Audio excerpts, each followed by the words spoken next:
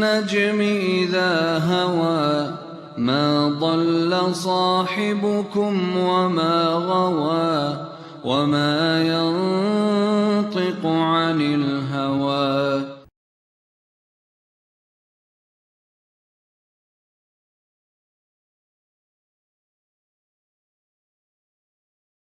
بسم اللہ الرحمن الرحیم.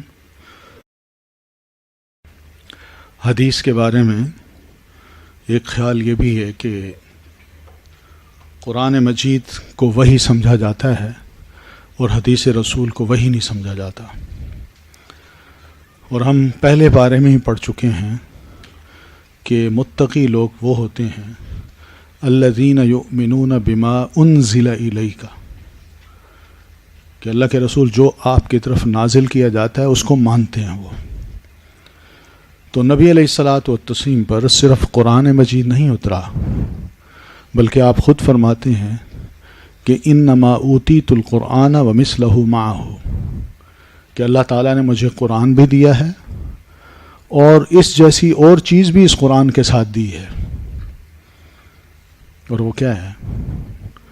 وہ یہ حدیث ہے.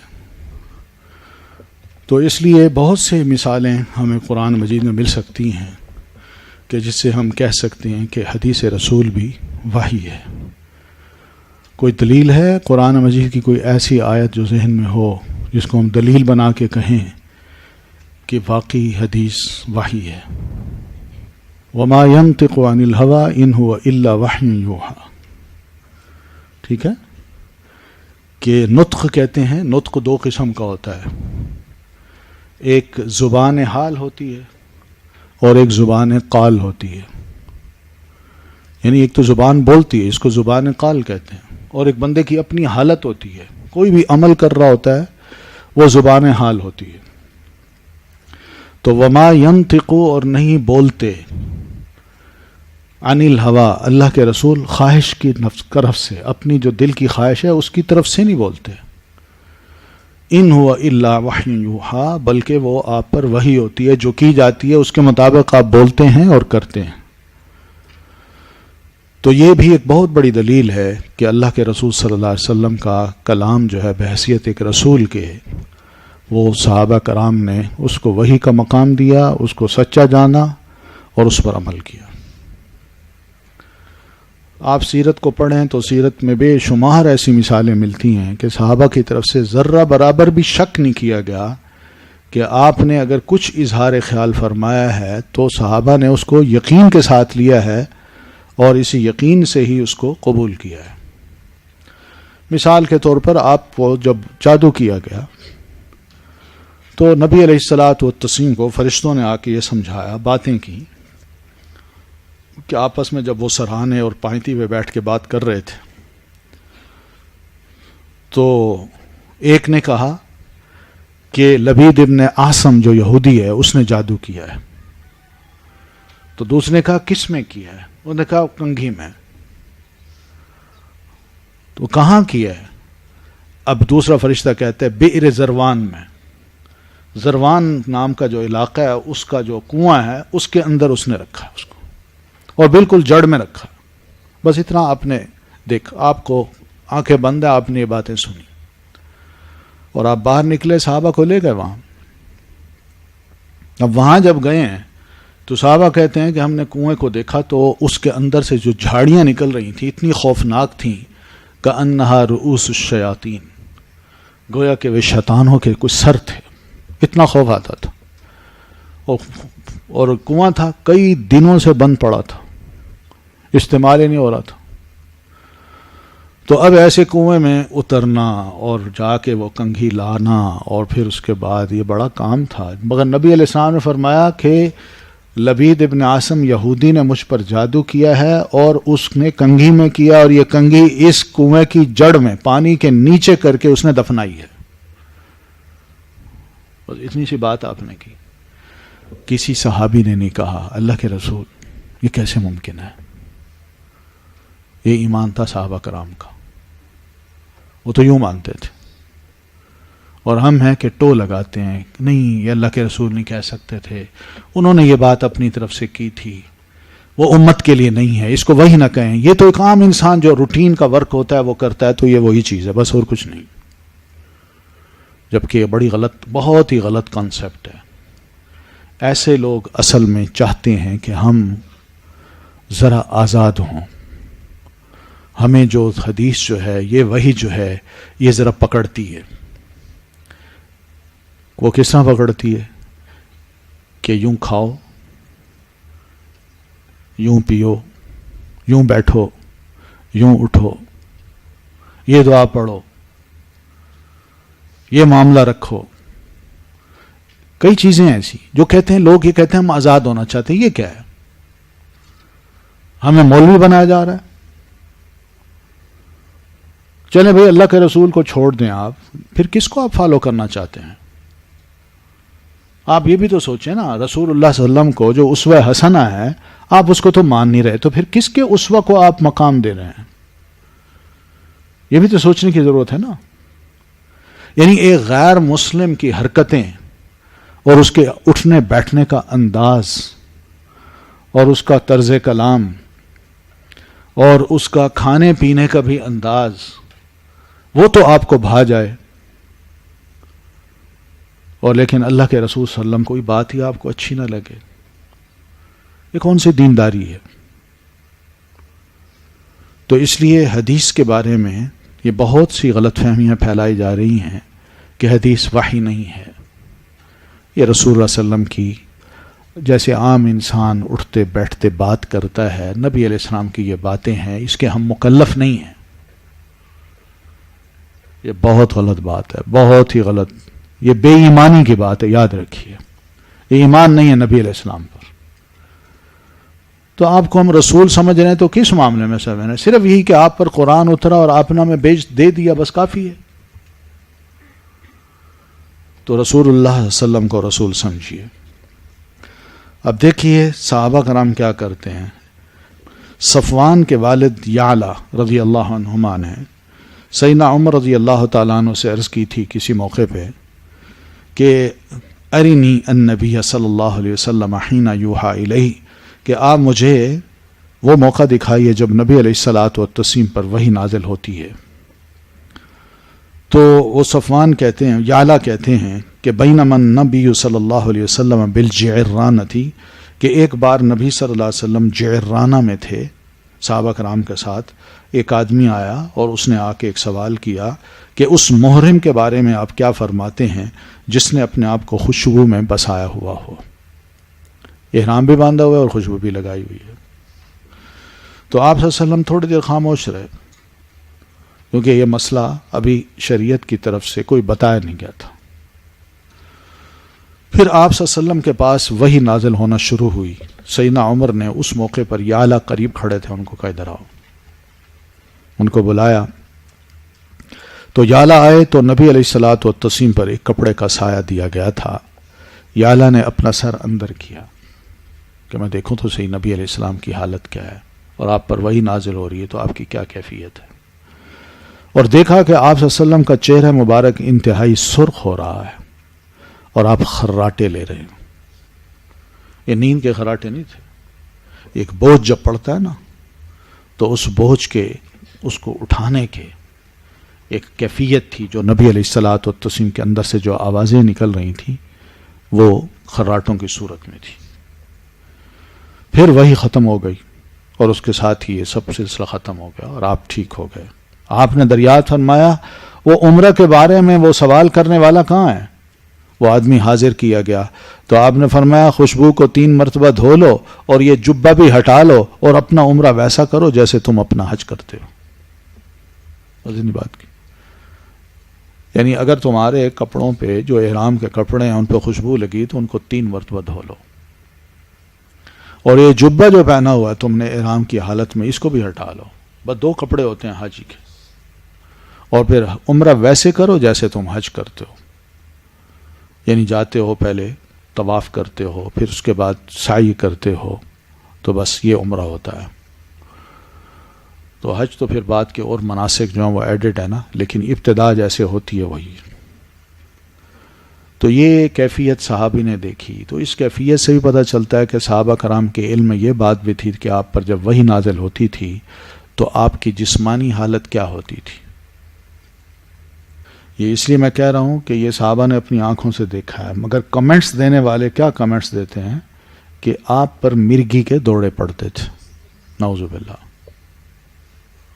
کسی صحابی نے جو خود اپنی آنکھوں سے دیکھ رہا ہے یا آپ صلی اللہ علیہ وسلم ان کے درمیان موجود ہیں, کسی نے بھی یہ لفظ نہیں کہے, کسی نے بھی. اور وہ آپ کو دیکھ رہا ہے کہ بھئی آپ پر وہی نازل ہو رہی ہے اور آپ کی کیا کیفیت ہوتی ہے. یعنی آپ کے دور کے لوگ تو ایسی بات نہ کریں اور بعد کے لوگ اس طرح کا پروپیگنڈا کریں. یہ کون سی اخلاقی اور علمی یعنی حرکت ہے جس کو ہم کہہ سکیں کہ بڑا اچھا کام ہے, بڑی اچھی ریسرچ ہے, اور اسی ریسرچ پہ ہم مرتے ہیں. ہم سمجھتے ہیں کہ جتنے بہترین ریسرچر یہ لوگ ہیں اتنا شاید ہم نہیں ہیں, ہمیں ان سے ہی سیکھنا چاہیے. یاد رکھیے قرآن مجید کہتا ہے یہ ڈسٹارٹ کرنے والے لوگ ہیں.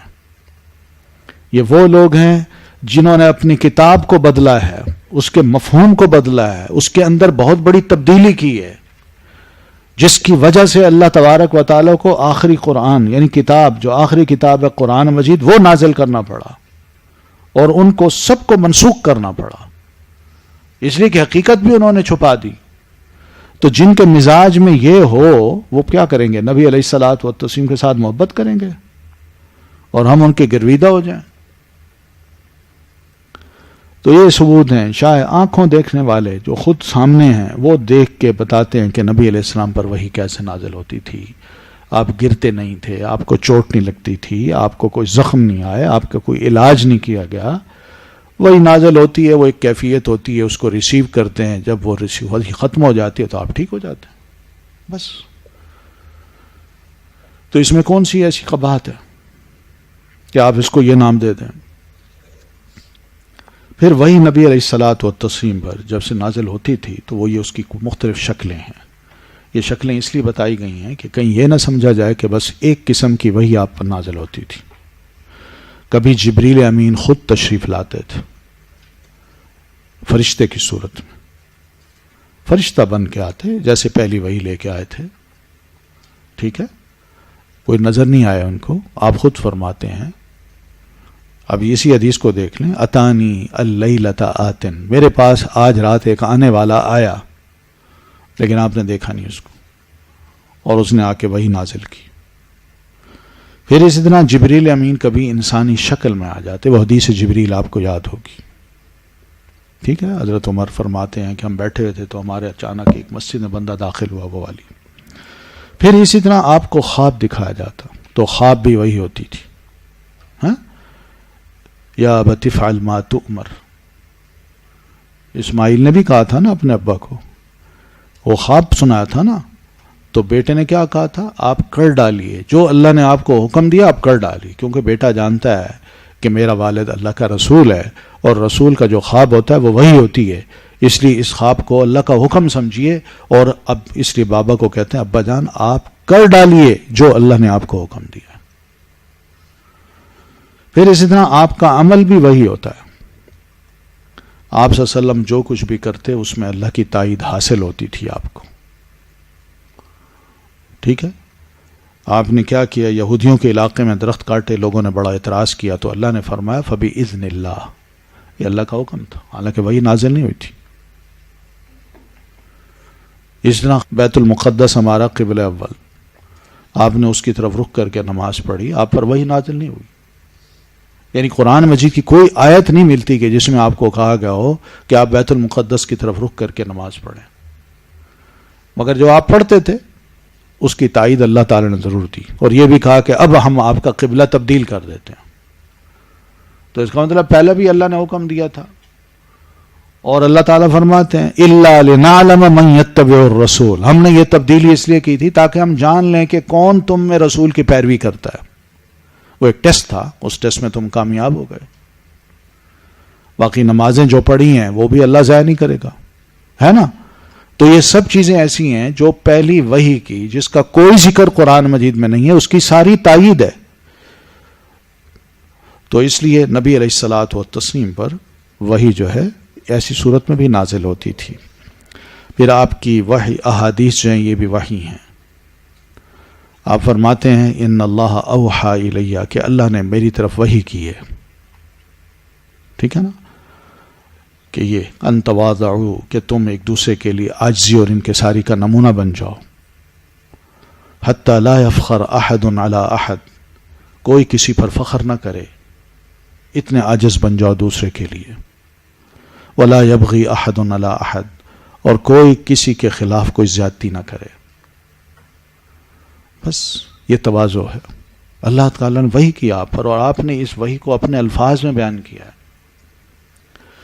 پھر آپ صلی اللہ علیہ وسلم پر القاء جو ہوتا تھا وہ بھی وحی ہوتی تھی. القاء ہوتا ہے دل میں بات ڈال دینا. آپ فرماتے ہیں ان روح القدس نفث فی روعی کہ روح القدس نے میرے اندر پھونکا یعنی دل میں.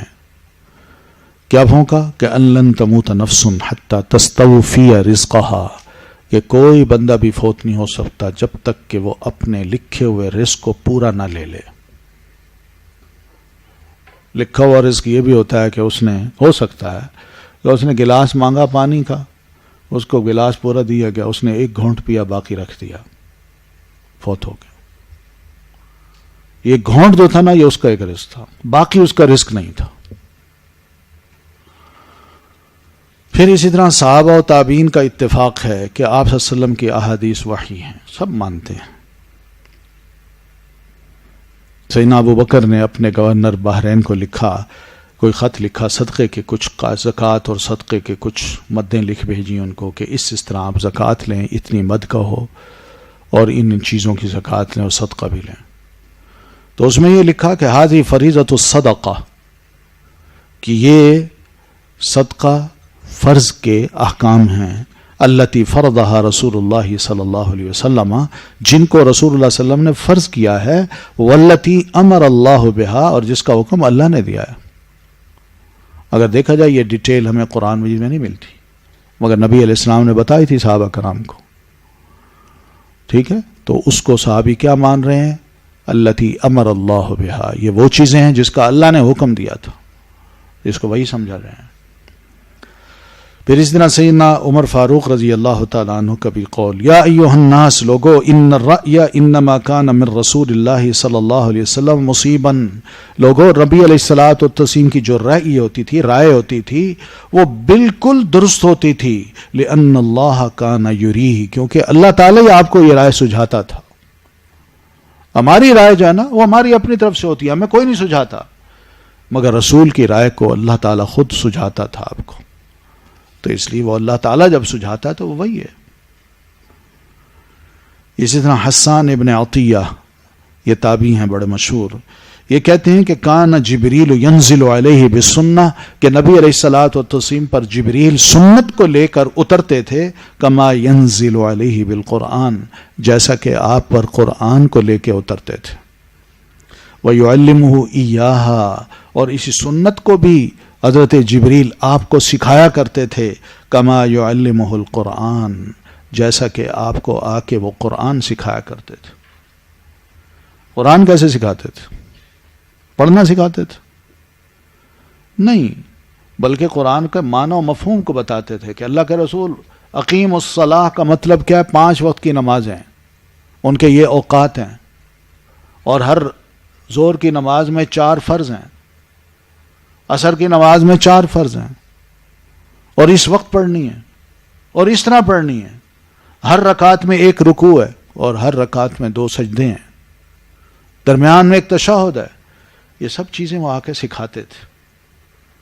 تو سنت یہی ہوتی تھی قرآن کو سکھاتے تھے اور اسی کو بیان کہا گیا ہے. ثم ان علینا بیانہ کہ اللہ کے رسول آپ قرآن کو لے لیجئے پھر اس کو بیان کرنے کی وضاحت کرنے کی واضح کرنے کی ذمہ داری ہم پر ہے.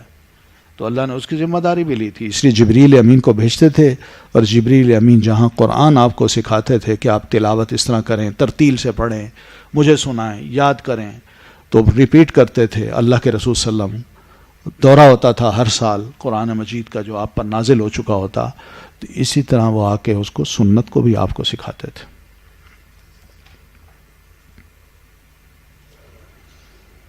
تو امام ابن حزم نے ایک بڑا عجیب سی دلیل لی ہے کہ وحی کیا ہے. وہ کہتے ہیں اللہ تعالیٰ فرماتے ہیں قل انما انذرکم بالوحی، کہ ان سے کہیے میں جو تمہیں ڈرا رہا ہوں وہ وحی کے ذریعے ڈرا رہا ہوں. اب وارننگ کے جو الفاظ ہوتے تھے وہ کیا ہوتے تھے؟ وہ قرآن کے الفاظ نہیں ہوتے تھے، آپ خود ان کو سمجھاتے تھے. ٹھیک ہے. تو بہرحال یہ وحی ایسے کیوں ہوتی تھی، مختلف کیوں انداز سے وحی آپ پر نازل ہوتی تھی، اس کے کچھ وجوہات ہیں. یہ دیکھ لیجئے کہ یہ اس لیے کی جاتی تھی تاکہ لوگوں کے سوال کا جواب بر وقت مل جائے. جیسے کہ پہلی صفوان بن یعلا کے والد کی حدیث ہم نے سنی ہے، ان کی ہمہ وقت تعلیم و تربیت ہو، کوئی وقت نہ چھوڑا جائے کہ آنے والا محروم ہو جائے آپ کی تعلیم و تربیت سے. پھر آپ کا سچا رسول ہونا بھی ثابت ہو کہ آپ جو کہتے ہیں وہ بالکل صحیح ہوتا ہے، وہ غلط نہیں ہوتا. کوئی بھی کہہ نہیں سکتا کہ اللہ کے رسول عقلی طور پر یہ غلط بات ہے، یا کوئی یہ نہیں کہہ سکتا کہ اللہ کے رسول نے پہلے یہ کام کیا اور بعد میں کہا وہ پہلے غلطی ہو گئی، کرنا یوں تھا. اور مسلمان کا اعتقاد مزید بڑھے کہ یقیناً اللہ تعالیٰ کی تائید و نصرت آپ صلی اللہ علیہ وسلم کو حاصل ہے. تو مسلمان یقین رکھتا تھا. تصدیق و اطاعت اور سچی اتباع کا جذبہ ان میں مزید ابھرے کہ جب یہ بات ثابت ہو گئی تو آئندہ بھی جو کہیں گے ہم مان لیں گے. اور آپ صلی اللہ علیہ وسلم آیات قرآنیہ کا معنی و مفہوم بھی اس وحی کے ذریعے قولاً و عملاً واضح کر دیں، بات کہہ کے بھی اور عمل کر کے بھی دکھا دیں کہ قرآن میں کی آیت ہے، اس پر یوں عمل کیا جا سکتا ہے اور اس کی وضاحت یوں کی جا سکتی ہے. ناقابل فہم الفاظ کی تفسیری وضاحت فرما دیں. قرآن مجید میں بہت سے الفاظ ایسے بھی ہیں جو سمجھ نہیں آتے. مثلا صحابہ نے کچھ پوچھا تھا آپ سے، کچھ یاد ہے کہ جب یہ کہا تھا الذین آمنوا ولم یلبسوا ایمانہم بظلم، کہ جو ایمان لائے مگر اپنے ایمان کو ظلم کے ساتھ گڑبڑ نہیں کیا تو فاولئک لہم الامن، تو ان کے لیے امن ہوگا. تو صحابہ نے یہ سوچا اگر ایمان تو لائے، ظلم تو ہم کرتے ہیں، ایک دوسرے کے ساتھ زیادتی کر جاتے ہیں، چلے مارتے نہیں، کم از کم باتوں میں ایک دوسرے سے زیادتی کر جاتا ہے انسان، تو ہمارے لیے تو پھر امن نہ ہوا. تو آپ نے کیا فرمایا تھا کہ یہ شرک ہے. ٹھیک ہے نا، ان الشرک لظلم عظیم، یہ شرک ہے، اس سے مراد شرک ہے. تو یہ وہ تفسیری الفاظ کی وضاحت ہے جو نبی علیہ السلام نے فرمائی تھی. اسی طرح حتی یتبین لکم الخیط الابیض من الخیط الاسود، یہ بھی پتا ہے نا، آپ نے وہ بھی سمجھا دیا تھا. ٹھیک ہے. پھر اسی طرح قرآن کریم میں عام و خاص، مشترک و مؤول، حقیقت و مجاز، اشارہ و کنایہ. یہ مشترک ایک لفظ ہوتا ہے، بیع کا لفظ ہے، بیع کا لفظ یا اشترا کا لفظ. اب بیع کا لفظ جو ہے نا یہ خریدنے اور بیچنے دونوں کے لیے استعمال ہوتا ہے. مال کا لفظ ہے، مال کا. شہریوں کے لیے مال کیا ہے؟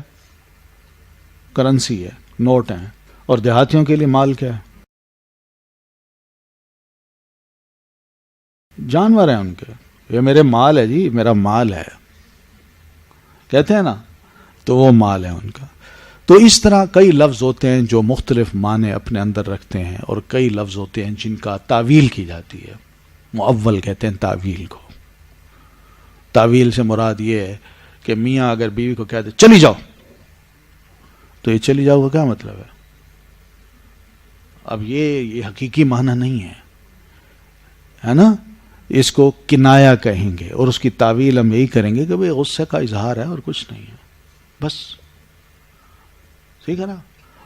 تو اس طرح کی بعض چیزیں جو ہے نا دین نے بالکل واضح کر دی ہیں.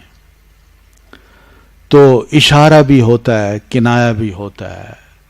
اشارہ اللہ تعالیٰ کر دیتا ہے. قرآن مجید میں بہت سی ایسی آیات ہیں جن میں ذالکا اور ہادی یہ لفظ اشارہ سے ہیں، اور کنایتاً بھی مراد لیتے ہیں بعض اوقات کہ لفظ کیا کہا گیا ہے، بڑے اچھے انداز سے لفظ کہہ دیے گئے ہیں، لیکن کنایتاً سمجھا دیا ہے کہ اس کا مفہوم آپ بہتر سمجھتے ہیں، ہے نا.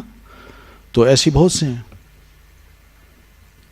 جیسے میاں بیوی کو ایک دوسرے کا لباس کہا ہے، ان لباس لکم وانتم لباس لہن، یہ کیا ہے؟ ایک کنایتاً بات کی ہے نا، ورنہ کھول کے اللہ تعالیٰ نے بات نہیں کی. یہ انداز ہوتے ہیں ہر زبان کے. تو نبی علیہ الصلاۃ والتسلیم کی گفتگو میں بھی ایسی چیزیں ملتی تھی. اشارہ نص کا مطلب آپ نص پڑھیں تو پتہ چلتا ہے کہ یہ نص تو اس طرف اشارہ کر رہی ہے. قرآن مجید کی آیت اقیم الصلاۃ، نماز قائم کرو، کس کا اشارہ ہے؟ کہ نماز فرض ہے. اقیم وہ کیا ہے؟ فعل امر ہے نا، فعل امر ہے نا. اور امر کس کی طرف سے ہے؟ اللہ تعالیٰ بحیثیت اللہ ہونے کے ہمیں جو حکم دے رہا ہے، تو اس کا کیا مطلب ہے؟ یہ کرنا ہے، فرض ہے ہم پر. تو یہ ٹیکسٹ جو ہے وہ اشارہ کر رہی ہوتی ہے کہ اس کا مطلب یہ ہے. اقتضاء النص، اقتضاء کا مطلب تقاضا، نص یہ تقاضا کرتی ہے.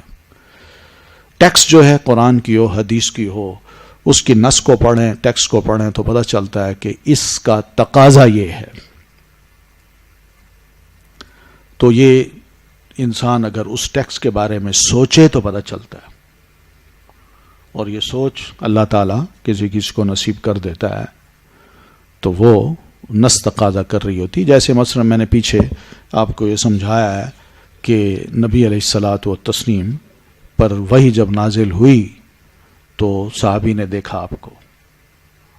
تو نص کیا تقاضا کر رہی ہے کہ آپ صلی اللہ علیہ وسلم پر وحی نازل ہوتی تھی، آپ وحی کے نزول کے دوران بھی اور بعد میں بھی بالکل نارمل ہوتے تھے. اب کوئی یہ کہ اب نارمل کام ہے، یہ نص کا تقاضا نہیں ہے. ٹھیک ہے نا. پھر اسی طرح دلالت نص، یعنی نص یہ مفہوم دے رہی ہے اور اس کی دلیل یہ ہے، تو اس کو ہم دلیل بنا لیتے ہیں کہ اس کا مفہوم یہی ہے. یہ نص اس بات پر دلیل ہے، یعنی دلالت کر رہی ہے. جیسے اقیم الصلاۃ میں ہم کہیں کہ یہ تو نماز پڑھنا فرض ہے. کیوں؟ اقیم فعل امر ہے، اور فعل امر تقاضا کرتا ہے کس کا؟ فرضیت کا، حکم. اور اللہ کی طرف سے یہ حکم جو مل رہا ہے تو اس کا مطلب ہے یہ فرض ہے.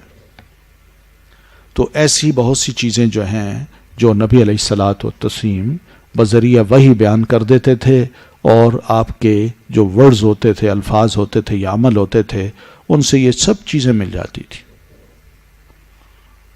ٹھیک ہے.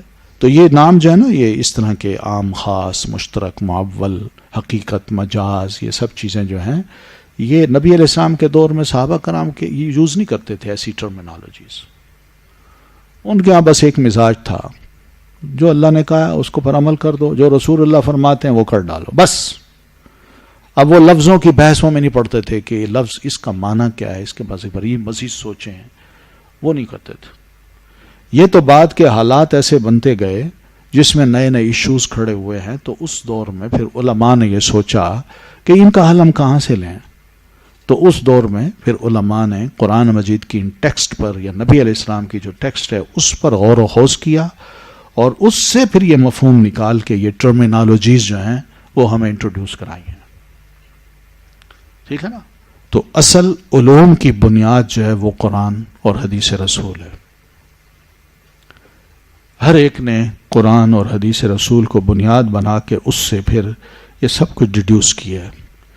اہل زبان جو ہیں عرب لوگ، انہوں نے اپنی عربی زبان کو مزید بہتر بنانے کے لیے قرآن مجید کو اس سورس بنایا کہ قرآن مجید کا انداز، اس کے لفظوں کا چناؤ، اس کی ترتیب، اس کے کانٹیکسٹ، یہ سب ایسی چیزیں ہیں جو واقعی انتہا پہ پہنچی ہوئی ہیں، اور ہم اس کا مقابلہ نہیں کر سکتے مگر اس طریقہ کار کو اپنا سکتے ہیں. ایک انسانی کوشش یہ ہو سکتی ہے. تو حدیث رسول میں بھی ایسا کیا گیا. تو اہل لغت کو دیکھیں، انہوں نے بھی فائدہ اٹھایا. فقہا کو دیکھیں، انہوں نے بھی فائدہ اٹھایا. اصولی علماء کو دیکھیں، اصولی علماء جو اصول فقہ بناتے ہیں ان کو دیکھیں، انہوں نے بھی فائدہ اٹھایا. تو یہ سورس ان کے لیے ان تمام علوم کا سورس جو ہے وہ کیا ہے؟ قرآن اور حدیث.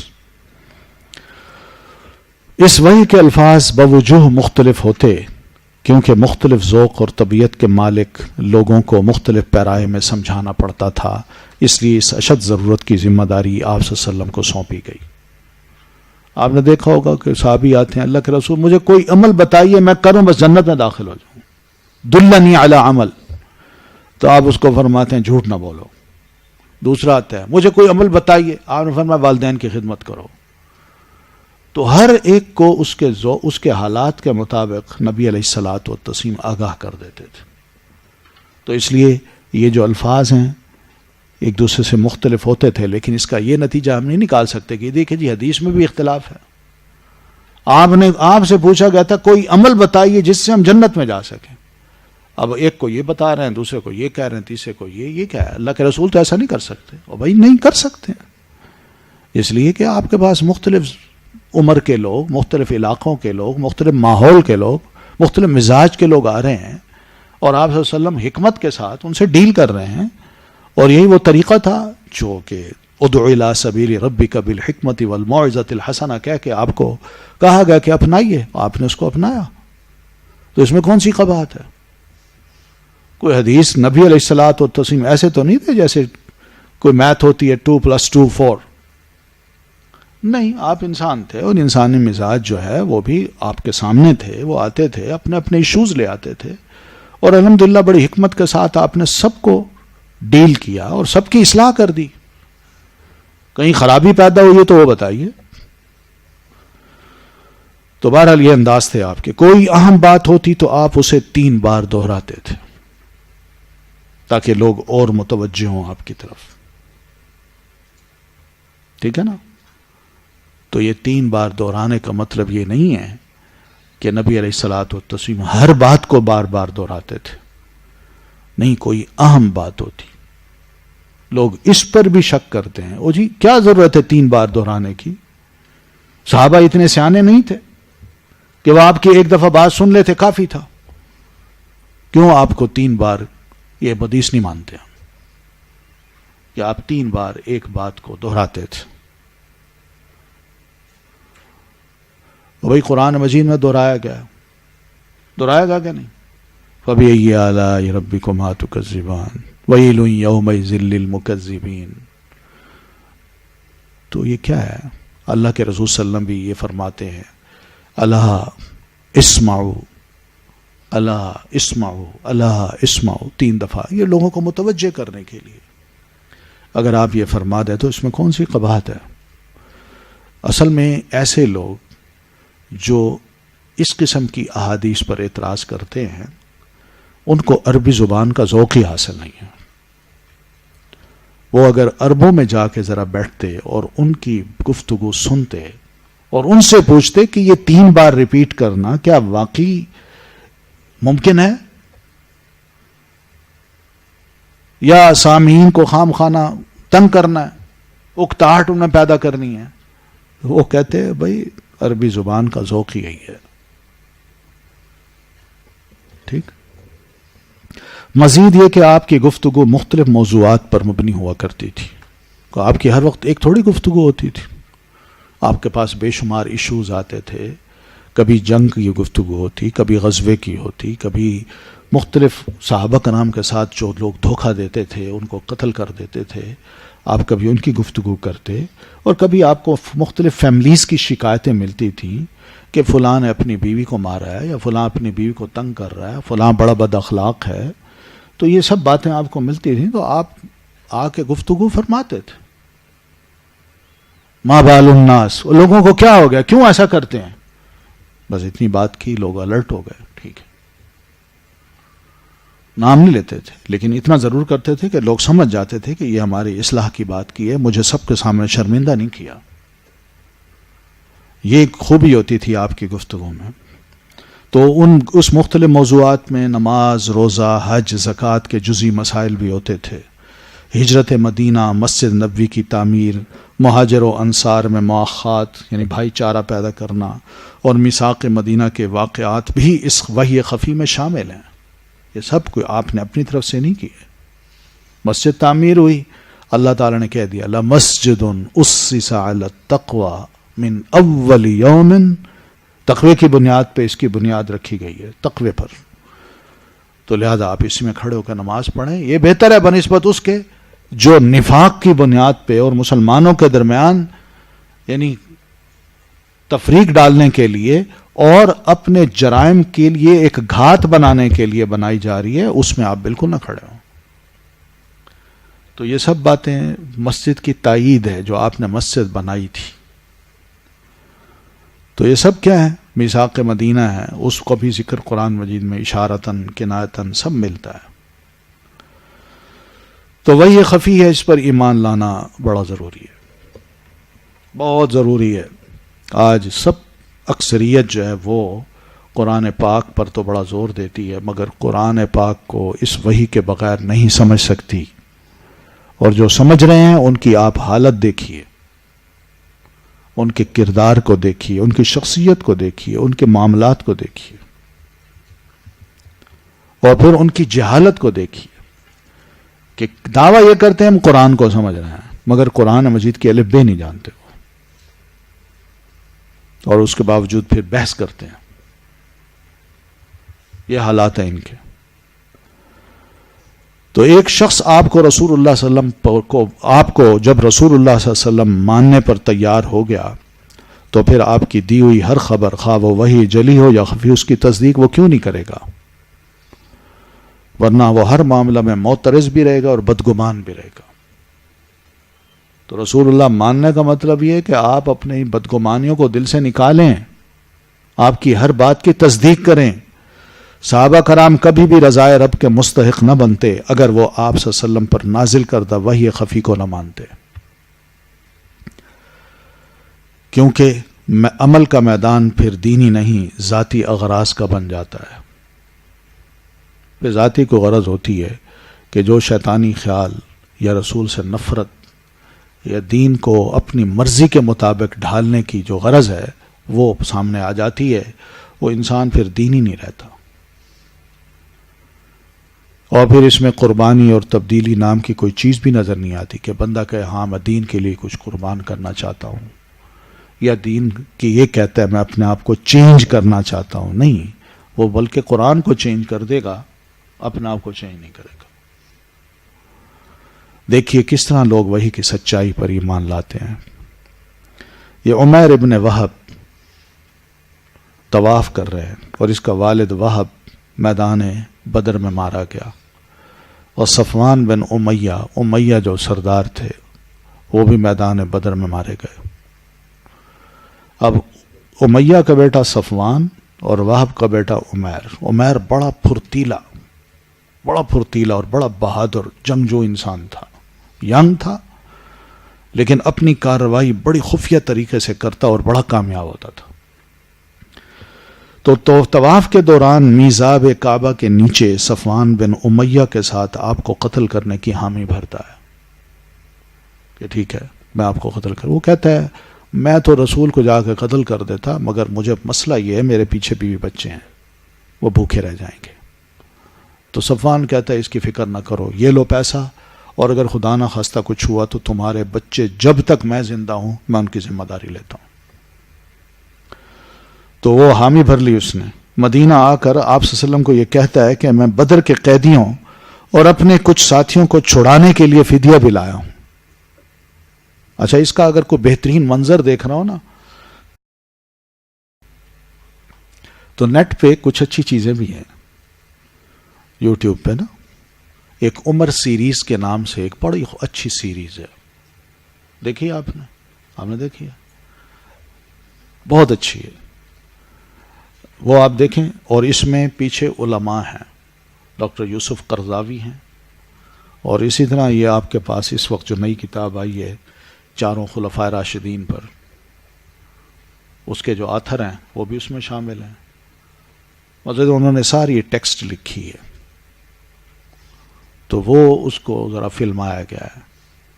سیدنا عمر رضی اللہ تعالی عنہ کا جو کردار ہے وہ دکھایا گیا ہے کہ کیسے انسان تھے.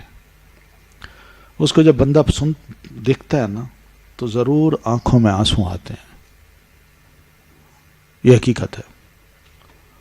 ذرا ایمان تھوڑا سا جاگتا ہے، کسی کا زیادہ بھی جاگ سکتا ہے، لیکن جس کا بالکل ہی ڈیڈ ہو چکا ہے نا وہ ضرور جاگے گا.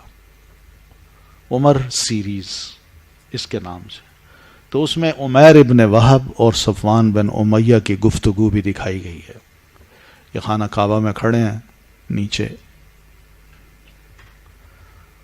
اور عمیر تیار ہوتا ہے، مدینہ آتا ہے، اور مسجد میں جو ہی آتا ہے تو سیدنا عمر رضی اللہ تعالیٰ عنہ اس کو دیکھتے ہیں، آگے بڑھتے ہیں،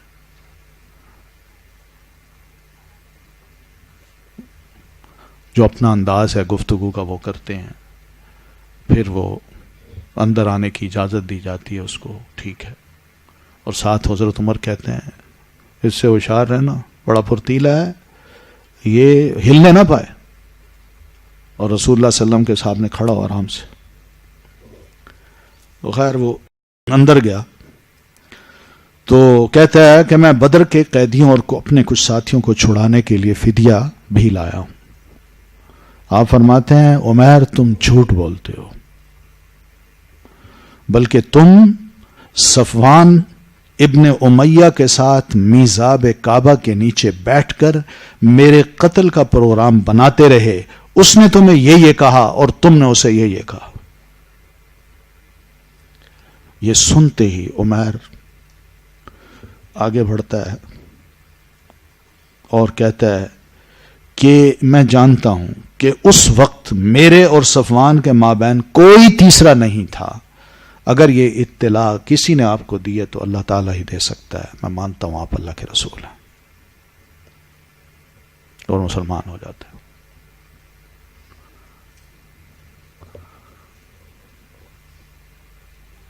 اور اس موقع پہ اگر صفوان کی کیفیت کو دیکھنا ہو تو اسی میں دیکھیے آپ، صفوان بڑا بے چین ہے، کہتے ہیں بہتری ہوگی، آپ کو اچھی خبر ملے گی، ابھی آتی ہے، کل آتی ہے، آج آتی ہے، آج آتی ہے. وہ سارے خوش ہیں کہ بھئی صفوان وہ جو بات کرتا ہے بڑی پکی کرتا ہے، کہ بھئی خبر ابھی آئی کہ بس رسول اللہ صلی اللہ علیہ وسلم نعوذ باللہ شہید ہو گئے. مگر وہ انتظار کرتے کرتے کرتے آخر میں عمیر جب آ جاتا ہے تو عمیر کہتا ہے میں تو مسلمان ہو گیا ہوں. کہتے ہیں ارے بڑی عجیب و غریب قسم کی وہ حالت ہے، وہ دیکھنے کی ہے. پھر تحویل قبلہ کی خبر ہو یا حرمت شراب کی اطلاع، صحابہ کرام سے ہی اس خبر کو سنتے ہی اس پر عمل کر ڈالا، انتظار نہیں کیا، نماز میں ہی گھوم گئے، اور شراب جو پی رہے تھے وہ جس کے ہاتھ میں تھا اس نے وہیں پھینک دیا، مٹکے توڑ دیے، اور نماز میں گھوم گئے. انتظار نہیں کیا کہ ہم نبی علیہ السلام سے پہلے جا کے پوچھتے ہیں، یا کہنے والا جو ہے ذرا اس سے پوچھنے کیا تم نے خود سنا. صحابہ ایک دوسرے کو مانتے تھے، یا ہم میں جھوٹ نہیں چلتا، اور نہ ہم جھوٹ اب ایک دوسرے کو سناتے ہیں، جو بات کرتے ہیں وہ پکی کرتے ہیں. تو بہرحال یہ سب کیفیات تھیں جو صحابہ کرام کے عمل سے ملتی ہیں کہ وہ اللہ کے رسول صلی اللہ علیہ وسلم کی حدیث کو وہی سمجھا کرتے تھے. پھر اس میں ایک سوال یہ ہے کہ نبی علیہ الصلوۃ والتسلیم کیا اجتہاد کرتے تھے، اور یہ اجتہاد کیا وحی کے ذریعے آپ کو سجھایا جاتا تھا؟ تو یہ ایک اختلافی مسئلہ ہے علماء کے درمیان. تو علماء کچھ تو قائل ہیں کہ آپ صلی اللہ علیہ وسلم کو صرف دنیوی امور میں اجتہاد کرنے کا حق حاصل تھا، یہ دنیوی معاملات میں آپ اجتہاد کر سکتے ہیں تو کر سکتے ہیں، اور کچھ تمام امور میں اجتہاد کی اجازت نہ ہونے کے قائل ہیں. کچھ کہتے ہیں نہیں، کسی بھی دنیاوی معاملے میں آپ اجتہاد نہیں کر سکتے تھے. اس تمام تر اختلاف کے باوجود ہم یہ کہتے ہیں کہ آپ صلی اللہ علیہ وسلم نے جو دینی و دنیاوی اجتہاد کیے اگر وہ درست تھے تو وہی نے ان کی تائید کر دی، جن کا قبول کرنا واجب ٹھہرا، اور اگر کہیں خطا ہو بھی گئی تو وہی نے انہیں درست کر کے ان کی تصویب فرما دی. کہیں آپ سے اگر خطا ہو گئی ہے تو وہی نازل ہوئی ہے، کہا گیا نہیں اللہ کے رسول عبس وتولی ان جاءہ الاعمی، آخر میں فرمایا یہ کیا ہے، کلا انہا تذکرہ، بس یہ سمجھا دیا، بس اتنی سی بات ہے. تو اگر آپ نے کوئی اجتہاد کیا اس موقع پر کہ یہ بیٹھے ہیں قریشی بڑے بڑے لوگ ہیں، میں ان کو سمجھا رہا ہوں، اور بیچ میں یہ عبداللہ ابن ام مکتوم نابینا آ گئے ہیں، ان کا سوال کرنا زیادہ اہم نہیں ہے، اور ان کا بیٹھ کے مجھ سے پوچھنا زیادہ اہم ہے. ہو سکتا ہے یہ مسلمان ہو جائیں، اور جب مسلمان ہوں گے تو دین کا بہت بڑا سہارا بن جائیں گے. یہ اجتہاد تھا آپ کا کہ نہیں؟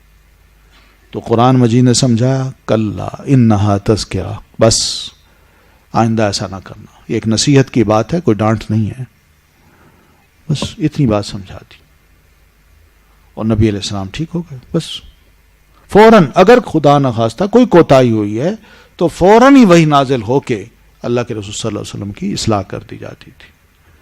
تو اجتہاد بالفرض آپ نے دنیا کے معاملے میں بھی کیا ہے، تو کیا اللہ تعالیٰ نے آپ کی اس خطا کو باقی رہنے دیا ہے؟ سوال یہ ہے. اس کی بھی اصلاح کر ڈالی ہے. ٹھیک ہے.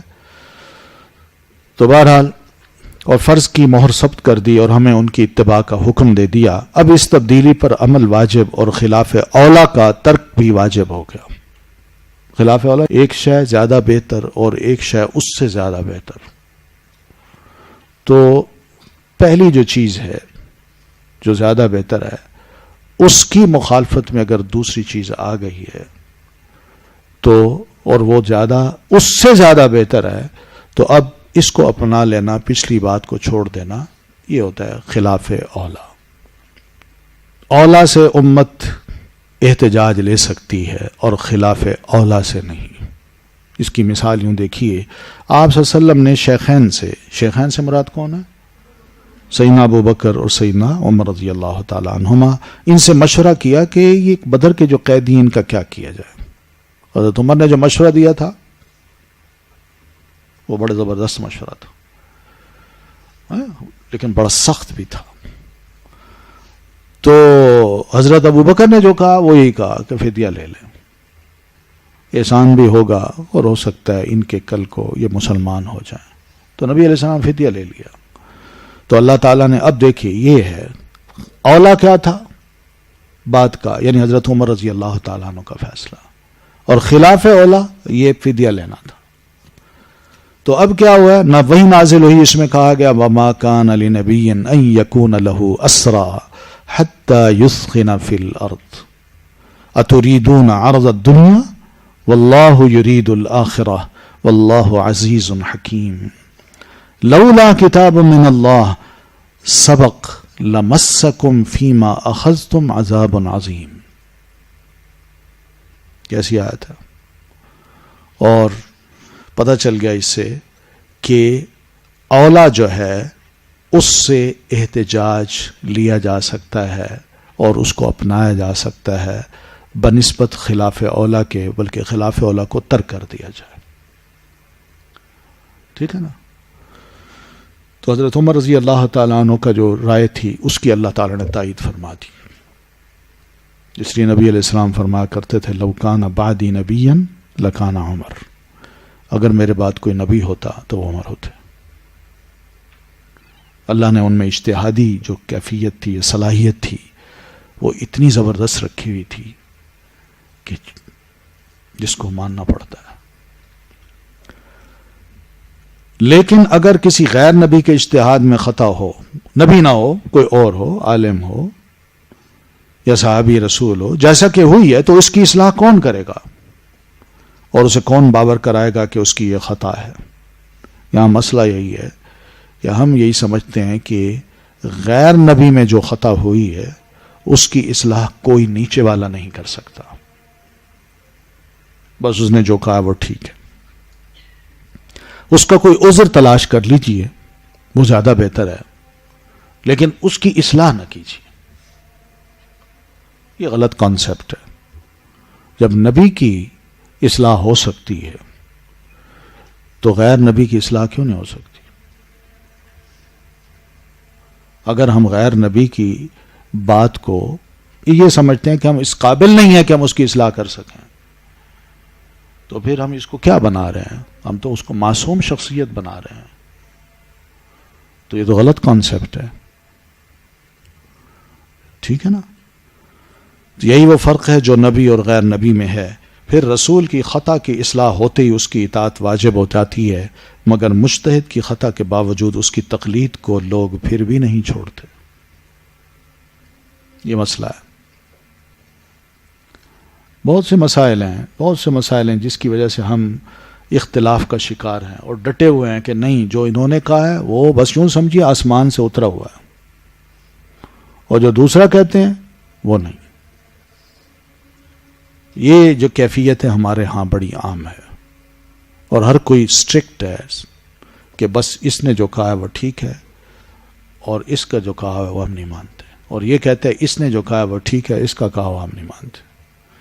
یہی آپ دیکھیں گی فقہی مسائل میں، اور اس میں آراء کو لیا جا رہا ہے، اجتہاد کو لیا جا رہا ہے اور استنباط کو لیا جا رہا ہے، مگر جو ٹیکسٹ ہے حدیث کی جو صحیح ہے اس پہ کوئی غور نہیں کرتا. شاید اسی وجہ سے ہمارے جو اختلافات ہیں وہ ختم نہیں ہو پا رہے.